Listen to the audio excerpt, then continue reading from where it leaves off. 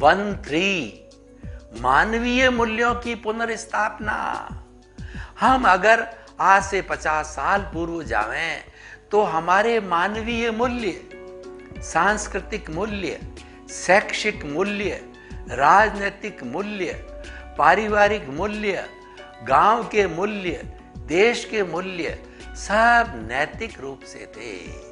व्यक्ति ज्यादातर ईमानदार थे और अपने देश की संस्कृति का सम्मान करते थे और वैसी नैतिक संस्कृति जीते थे। लेकिन अब समय कुछ वैज्ञानिकता बढ़ने के कारण और कुछ वेस्टर्न सिविलाइजेशन के अति दबाव के कारण, अंधानुकरण के कारण हमारे मानवीय मूल्य गिर गए हैं।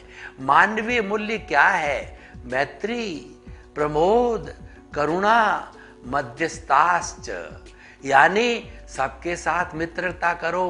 प्रमोद का मतलब है ईर्ष्या और घृणा नहीं करना।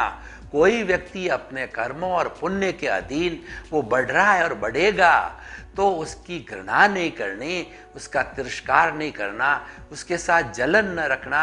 और करुणा का अर्थ होता है कि सुख दुख हरेक के आता है, तो किसी भी भाई के, किसी भी प्राणी के अगर कष्ट आए तो उस कष्ट के अंदर हमारे भीतर जो करुणा का जो भाव पैदा होना चाहिए कि देखिए बेचारा कष्ट पा रहा है और कोई सुखी है, उसमें तो कोई प्रॉब्लम है ही नहीं, क्यों हर एक सुख चाहता है। और दुखी होने पर हमारे भीतर संवेदना आती है, वो करुणा होती है और हम ग्रस्त होने के कारण के अंदर हमारे भीतर ये भावना आनी चाहिए कि उस दुखी प्राणी को मन से और तन से, मन से, धन से मैं किस तरह से सहयोग कर सकता हूँ। जितना बन सके उतना हम सहयोग करें और सहयोग न कर सकें तो कम से कम संवेदना आनी जरूरी है।